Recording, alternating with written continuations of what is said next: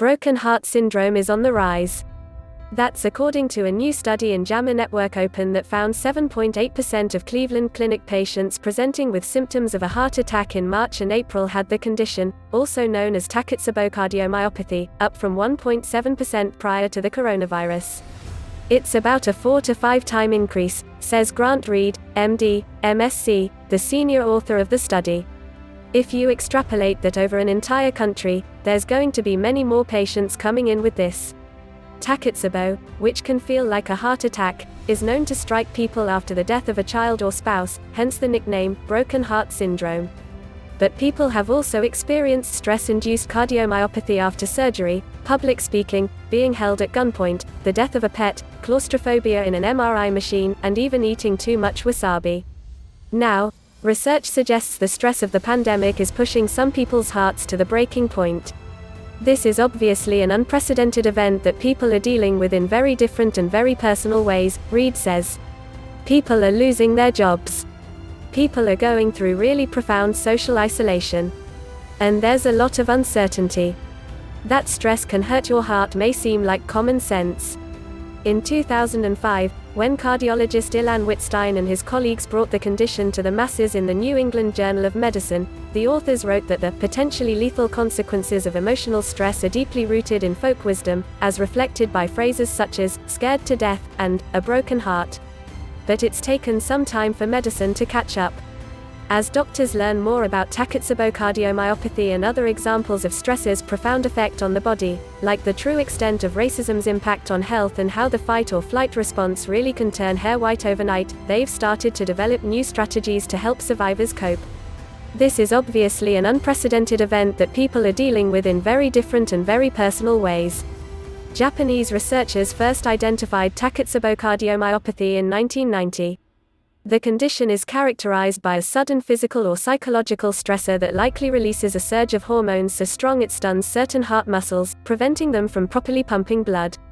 The weakened left ventricle balloons out, like an octopus in a Takotsubo trap, and people experience chest pain, difficulty breathing, and even heart failure. The cardiac condition is a great mimic, so doctors can easily mistake it for a heart attack or an inflammation of the lungs called pleurisy. Common pre-existing conditions, like diabetes and hypertension, only add to the medical mystery. That's why Takotsubo is a diagnosis of exclusion, says Andre Diaz, MD, a cardiologist in Jacksonville, Florida, who specializes in Takotsubo. When people present with these symptoms, doctors must eliminate other, more likely suspects first. Takotsubo is considered a fairly rare condition. But even before the pandemic, a growing body of evidence suggested it's a lot more common than physicians once thought. I had older colleagues who say they only see one case a year, Diaz says. But I have a database with 400 patients. Some experts estimate that about 1% of perceived heart attacks are actually Takotsubo. While the condition seems to target post-menopausal women, it can happen to anyone. When a person arrives at the hospital with heart symptoms, doctors need to get a look inside their chest. The first step is an electrocardiogram, which generates a report on the electrical activity of the heart.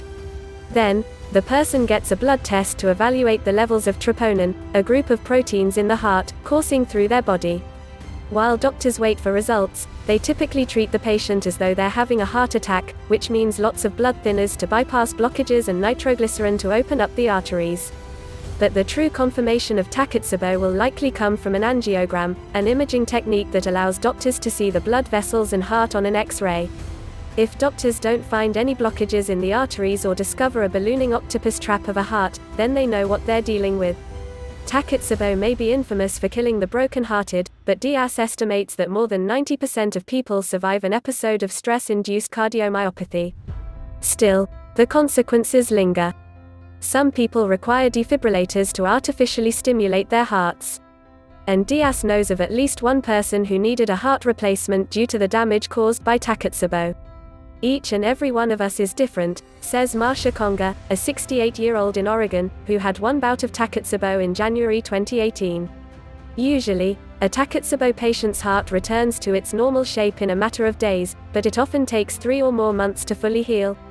It's helpful to know recovery is a process, Conger says.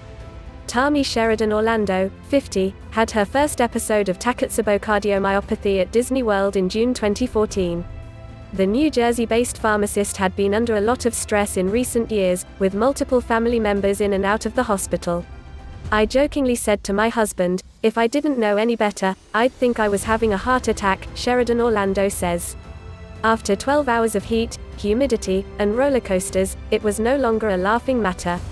Disoriented and vomiting profusely, she asked her husband to call 911. At the hospital, doctors treated her for Takotsubo. Even though your heart goes back to normal, you still feel you're in heart failure, says Sheridan Orlando, who has since had 2 more Takotsubo episodes, one of which put her on a ventilator in the cardiothoracic intensive care unit. The pandemic has created a perfect storm for stress-induced cardiomyopathy. As unemployment is on the rise, people are isolated from friends and family, and the future has never looked more uncertain. This is a really tough time for people, Reed says. While the Cleveland Clinic study isn't perfectly representative, it only looked at patients in northeastern Ohio, and the coronavirus may have skewed the sample by discouraging people from seeking medical treatment. It's an important step in clarifying Takotsubo's true scope, and the many triggers for stress-induced cardiomyopathy.